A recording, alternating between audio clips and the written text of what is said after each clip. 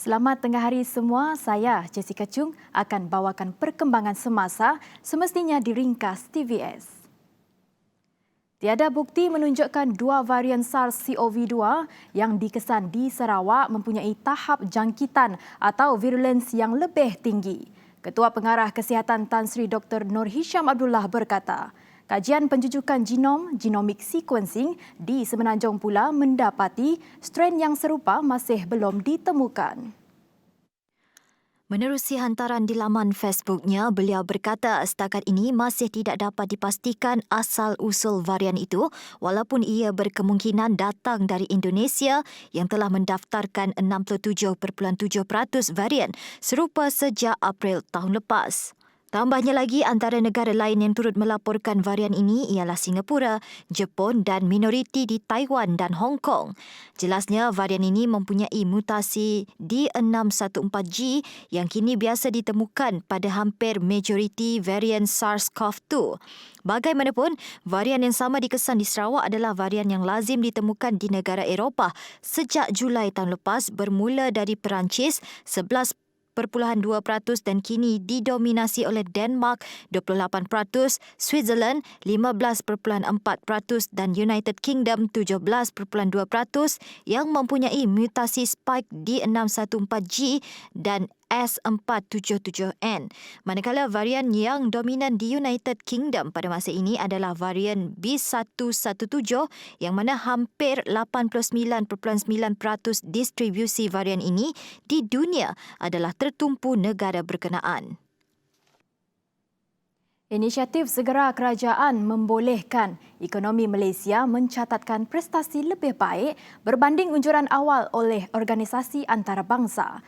Menteri Kewangan Tengku Datuk Seri Zafrul Tengku Abdul Aziz berkata, pelbagai petanda pemulihan ekonomi sudah dapat dilihat pada 2020. Jelas Tengku Zafrul, antara penurunan keluaran dalam negara kasar KDNK 1.7% pada Disember adalah lebih baik berbanding 4.0% pada bulan sebelumnya. Ujarnya ini membuktikan keberkesanan inisiatif segera kerajaan di bawah pakej ransangan ekonomi prihatin yang disalurkan pada suku keempat 2020 seperti geran khas prihatin GKP 2.0, program subsidi upah PSU 2.0 dan bantuan prihatin nasional BPN 2.0. Kadar pengangguran juga lebih rendah berbanding paras tertinggi 5.3% pada Mei 2020 iaitu 4.8% bagi suku keempat 2020 dan 4.8% bagi November dan Disember 2020. Walaupun pelaksanaan Perintah Kawalan Pergerakan Bersyarat PKPB pada Disember menjejaskan aktiviti pasaran buruh, PSU 2.0 dan BPN 2.0 juga membantu meredakan kekangan kewangan rakyat serta perniagaan. 3 pemancing terperangkap di tepi pantai Kampung Trombol, Telaga Air selepas laluan masuk tempat memancing mereka ditenggelami air pasang berketinggian 50 meter. Pusat Gerakan Operasi PGO Bomba dalam kenyataan media memberitahu pihaknya terpaksa meredah arus deras bersama-sama penduduk kampung untuk menyelamatkan remaja terbabit. Setelah berjaya mengesan kedudukan mangsa, Bomba mengalami kesukaran mendekati mangsa berikutan ombak besar berlaku ketika itu. Mangsa ketika dijumpai diminta untuk terus berada di atas pokok sehingga air laut surut sebelum bergerak sendiri menuju ke Kampung Trombol melalui jalan pesisir pantai. Bagaimanapun, ketiga-tiga mangsa berjaya dikeluarkan sekitar jam 9.27 malam dan mangsa dibawa ke pusat kawalan bomba untuk tindakan lanjut. Operasi ditamatkan sekitar jam 10.26 malam.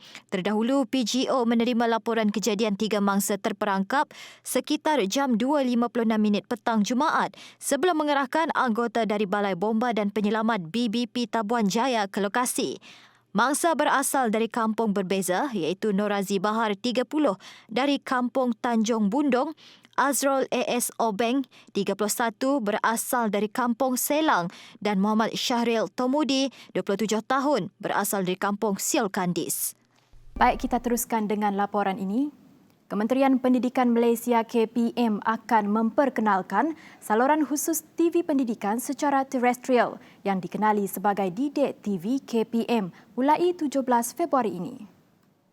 Pelancaran Didik TV KPM akan disempurnakan Perdana Menteri Tan Sri Muhyiddin Yassin pada jam 8 pagi pada hari pertama siarannya. Dalam kenyataannya, KPM berkata Didik TV KPM boleh ditonton menerusi saluran 107 di MyTV, saluran 147 di Astro dan saluran NTV7 di TV Unify bermula jam 7 pagi hingga 12.30 malam setiap hari. Bagi set TV digital bersepadu IDTV yang menggunakan antena, carian saluran Didik TV KPM boleh dilakukan menerusi penalaan automatik. Pewujudan saluran khusus tersebut merupakan usaha berterusan kementerian dalam meningkatkan akses kepada pendidikan berkualiti bagi semua murid di seluruh negara. Ini pula perkembangan COVID-19.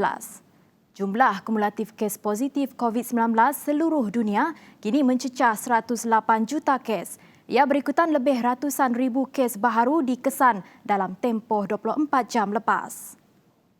Data terbaru Johns Hopkins University menunjukkan Amerika Syarikat masih negara paling teruk terjejas dengan lebih 27.4 juta kes. Ini diikuti India dengan 10.9 juta kes dan Brazil dengan lebih 9.7 juta kes. Sementara itu, angka kematian akibat COVID-19 seluruh dunia kini melepasi 2.37 juta kes. Amerika Syarikat kekal merekodkan jumlah kematian tertinggi dengan 479,842 kes. Ini diikuti Brazil dengan 236,201 kes, manakala Mexico, India, United Kingdom pula merekodkan lebih 100,000 kes kematian. Sekian sahaja ringkas untuk jam ini dan jangan lupa temu janji kita di Utama TVS pukul 8 malam nanti untuk mendapatkan perkembangan terkini hanya di saluran 122 Astro. Saya Jessica Chung, salam hormat dan jumpa lagi.